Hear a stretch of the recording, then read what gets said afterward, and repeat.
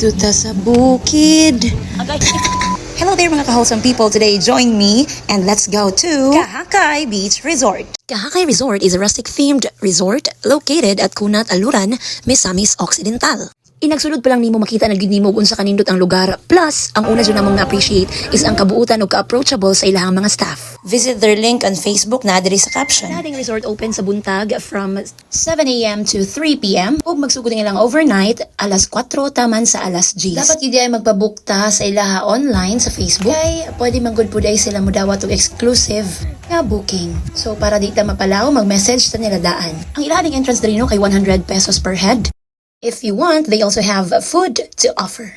Kung wala pud mo attire, hala, pagpalit mo pareha na akong gisuot, yeah. Naa sila cottages, 500 ang umbrella lang with chairs. Napod sila 1,000 sa buntag ug 1,500 sa gabi nga bahay kubo. Oh, say hi pod mo sa kong mga madidinhi nga mga buutan og gwapa. Kung gusto lang mo muanhi para mag-picture taking lang o sightseeing, pwede na daw mo mubayad og 50 per head. O diba, relaxing kaayo ang environment. Rustic, aesthetic, very perfect kaayo sa mga gusto mag-emote o mag-unwind from a very stressful week. Sana all.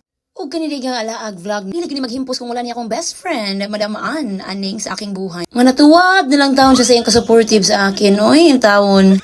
Ano ba, that's what friends are for man daw. So mo to, ipakita na ko kanino ang nindot kay nga view din hinapay mga isda nga nagkitiw-kitiw o mga iko. Kung din sa mag-uol, ganahan mo nga mustay na lang dinhi, kay mag-imot-imot mo, kauban ng inyong mga barkada or pamilya, pwede kayo na dinhi, kinahapon sila yung mga villa nga 6K, 6,000 per night. Duha din ka room, so each room is good for mga 10 people, pero pwede pag daghan pa, mas daghan pa sa 10 kayo, no, dako man good. O ang 6K, grabe naman good ka worth it, no? So mauni ang place dito sa ilang villa nga good for 4 to 10, pwede jud kaayo kay pwede pud mo magdala dito mga banig no kay diyan lang mo sa lusad mga tulog kay duha man ta bed per room. Oh, para makatipid nila pagdala mo banig, char. Yes, yun sa pamandiay. Oh, mao ni ang environment ang naagyo yung mga nindot kaayo nga plants naka-surround niini bugnaw ang place, hangin ug hamugaway kay gimintin gyud ang kalimpyo sa ilang staff. Ug karon din hing dapita mga to natapadulong sa dagat. So ihata mo to sa dagat mahapit sa tadinhi sa kilid nga nindot pud kaayo tambayan. Very green ang palibot, nature escapade char. So mo kinino ang dalan padulong sa iyang heart.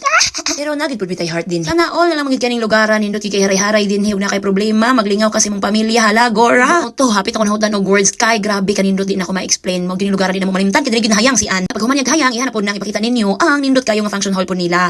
Very rustic, aesthetic gihapon kaayo. Perfect di kining lugar pang unwind for vacation. Bring your families and friends din sa Kahakay Resort. Ladies and gentlemen, maujud ni ang kanindot dito kay ilang lapong dagat no. Limpyo ang ilang dagat. Uy, dayon dili sakit imong tiil inig maadto ka sa dagat for sure. Dili pareha niya nga sige ra kanya pasakitan. Ug mao